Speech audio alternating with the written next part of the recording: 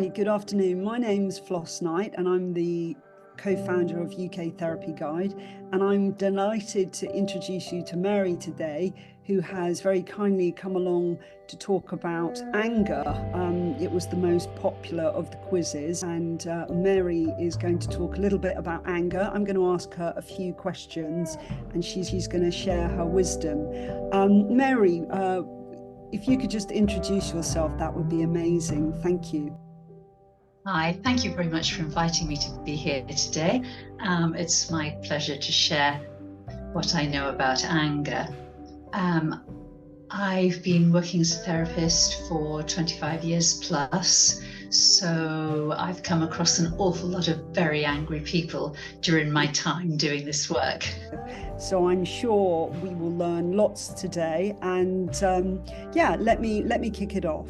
How does one identify what triggers one's anger? So if you've got a person, they're not quite sure, they're finding themselves getting a bit angry at certain things, what ways would you suggest that you could identify that? So a simple way is I will ask my client to remember the last time they got angry and to try and be present in that memory. And I'll ask, what was going on in your body? And sometimes people will know, sometimes they won't. Or I might ask them, what words were you saying in your head? What were you thinking about? What did you want to convey to that person in front of you? And then when they have understood how anger feels and what's going on for them, then we can begin to look at the triggers. What is it that triggers those feelings in you? Okay, I love that. I think that's so enormously helpful, because you know that this thing happens, but actually going back to that space and being present in it is super useful. So thanks for that. That's a really a red hot tip, and an interesting red hot tip. Having identified those triggers, what do you think, what can you suggest that people can do to prevent acting out? Because I've had those moments, and lots of people I'm sure have had those moments, and they're there and they're about to go over the top. What would you suggest that would be helpful in preventing that? First of all, you have to notice the trigger. It will probably be that the feelings will come over you in a split second, and you have to have a variety of things that you can do to stop it going any further. So there are the very simple ones like self-talk. I don't need to be upset by what she just said. I'm just going to let this wash over me. Or I'm going to ground myself. I'll take a really deep breath. That quite often isn't enough. You're going to need more of a plan, which could be, okay, I'm going to go outside, I'm going to walk, and when I come back, I'll have figured out what to say. I won't come back until I calm down. I think you need to tell the person that you're speaking with what you're going to do, because otherwise they feel abandoned by you, and that's not helpful either. So you can say something like, I'll have my phone with me. You'll be able to get into touch with me if you need, but I'd prefer you not to call. That's not going to work if you're on holiday in a hotel room. You might need to say, give me 5 minutes, I'm going in the bathroom, I'm going to wash my face with cold water, I'll be back when I'm ready. So there are lots of different things that you can do to get the anger under control in that moment. I love a circuit breaker, and they're really useful. I mean, I being in that space and actually saying, okay, I need to come out of that space, and be that through going outside and walking around, or literally putting the cold water on your face to take you out of that emotionally explosive point. So that's fantastic. Okay, so next question. Where does a person's anger come from, do you think? I know that's a massive question, and there may be many different answers, but just as a starting point, what do you think the source is? That, because there are many, if you could just kind of suggest a few things. Yeah, you're right. And over the years, I've changed my opinion. I used to always think that underneath anger lay pain or hurt. I'm no longer sure about that. Sometimes I think anger can be a pure emotion on its own. If you think about the context where your anger arose, you will probably be able to work backwards and think about, okay, I know why I felt so angry. Okay.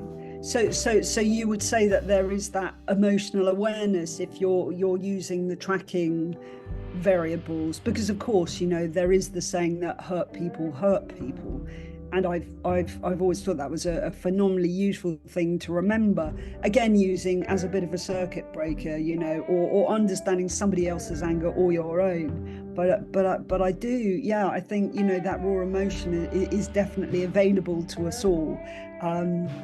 Okay. So I'm kind of thinking about something that you said earlier about in the body, and I love the use of the body. I think it's a fantastic instrument, because we're so up in the West, we're so up in our heads, and we're always using that muscle up here, and so to move into the body is massively helpful. It's useful, and in so many ways it helps us with our emotional intelligence. It widens the berth, and people can understand things better. So yeah, would you like to say a little, or could you, not would you, I'm sure you will, but could you, because I'm on the edge of my seat learning lots of new things and enjoying our discussion. So some of the feelings that people have, they might identify their belly becoming very tight, their mouth getting dry, their palms beginning to sweat, their head pounding. I would take those as body signs that they're getting angry. The other thing which is useful to think about if you're working with somebody who actually has lashed out. Sometimes people will say, they made me do it. I couldn't control myself. I just had to lash out. And I will say, okay, really? Could you please hold your hand up for me? I say, and can you bring your hand down again? Right, so you do have control of your hand. So it wasn't really the other person who made you lash out. You decided to do it. You are in control of your body, not anybody else. And to actually hear that and take it on board and believe it might be one of the steps towards non-violence. I think that's really important. That's brilliant, because literally as you put your hand up there and you went down there, it's almost like you can turn it down. You can kind of, you're up here and you make a decision, and as you were saying it, that was kind of my reaction. It's like, oh, okay, this can be turned down. And I think that's why we're doing this series, so we can actually help people understand things better. And I love you know, the ways that you're able to do that using the visual and the physical and the body. They're such useful tools and ways of kind of witnessing our own selves, finding our own vocabulary, if you like, our own emotional vocabulary. Another question, and this is the final one, is, do you think anger can sometimes be useful? Oh yes, absolutely. Anger can keep you safe. So 60 seconds of anger in the right manner, with the right person, in the right time, in the right place, is very, very useful. The reason being, one, you won't carry that anger with you. You'll let it go. Two, you give the person in front of you a chance to react differently and do something different. So you've expressed yourself. You've said, how dare you take my parking space? This is completely inconsiderate. What if I need to leave the house in a hurry? And you're angry. Then they can say, sorry, mate, I've just got to be here for 5 minutes. Okay. Or they can be very apologetic and say, I'm really, really sorry. I will never do that again. But they know that you're angry. They know they've done something that has upset you. And then they can choose how to react to you. Okay. I mean, that's, again, one of those things, because if you're swallowing it, it doesn't go nowhere. It ends up in the body, and it's either going to come out in some volcanic reaction. I mean, I that thing where you think, okay, I'm controlling, and then poosh. Actually, in the parking space situation is one of those ones that happens, where suddenly maybe lots of little splinters of anger have finally caught up, and it's the straw that breaks the camel's back.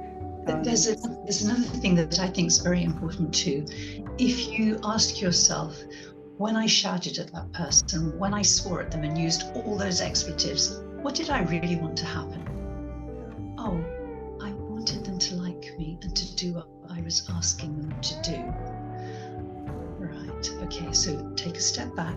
What do you really have to do? Instead of shouting and being angry and hurting that person, if you want them to do something for you, ask them in a way that they can actually hear and can respond to. Sure. And for sure, anger is a communication, and of course it has, brilliant potential. When you're in that kind of unbridled emotion, and it's very, very powerful, but using it in that way rather than, as you said, the hitting out, which is clearly not okay, and swearing and saying and breaking, because I think there's also something about rupture and repair. Needing to kind of have that rupture, needing to be able to express anger is so important, and a lot of people are not in tune with it's okay. So you can, the example that you gave where you can have this moment and saying, you've made me late now, or whatever it may be. And then you have the opportunity to articulate that, and they can come back, and you can have that break, but then you can kind of come back together. And in relationships, that is so important, either with a partner, a child, a mother, a work colleague. It's such an important, the point of understanding that if you have that, it can be repaired, and it is really, really, it helps the relationship in so many ways, actually. I think we also need to mention briefly learnt anger. If you grow up in a family where there's a lot of anger being expressed, you might learn two things. One, oh, that's how I get my own way, to be very angry, and you copy the angry parent. This does not bode well in relationships. Or it goes the other way, and someone will say, well, it wasn't safe to be angry in my house. I would have been really hurt if I ever expressed any anger. And then that person quite often can't speak up for themselves. They can't set boundaries. So anger, it is so difficult.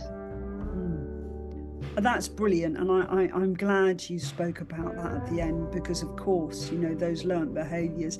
Is it safe to be angry? Is the angry person, the dominant person, the voice? And yes, it certainly keeps us fixed. So therapy is so incredibly useful, because we can put all that stuff out, and then we can kind of put it together. We can recognise what we're doing and when we're doing, because we have that half second to kind of think it through, because we've had that experience with the therapist where we've identified the problems, and then we can kind of piece things back together in a way that we would like, and a place whereby we can have more fulfilled and happier relationships, and we can use the anger to further the progress in our careers or whatever that may be. But yeah, it's so fantastic. One further thought. Sometimes the anger will appear in the therapy room, and a client will be very angry with me, and that's just fine, because I can contain the anger, hold it, and very gently return it to the client, and then they will begin to work out what they want to do instead and why they're angry. Yeah, that again, what a great place to end, because that's certainly what the therapeutic space did for me. I came with a multiplicity of difficulties, and kind of sorting through those. It was so cathartic, and being able to have that space, and then my therapist be there the following week. She was there, always there to hold me at the same time every week. And it was like, okay, well, this does give me permission, and she's not going to leave me if I have, some difficult feelings. She's going to be there. I'm going to understand them better, and it's going to be okay. So I think that's, so important.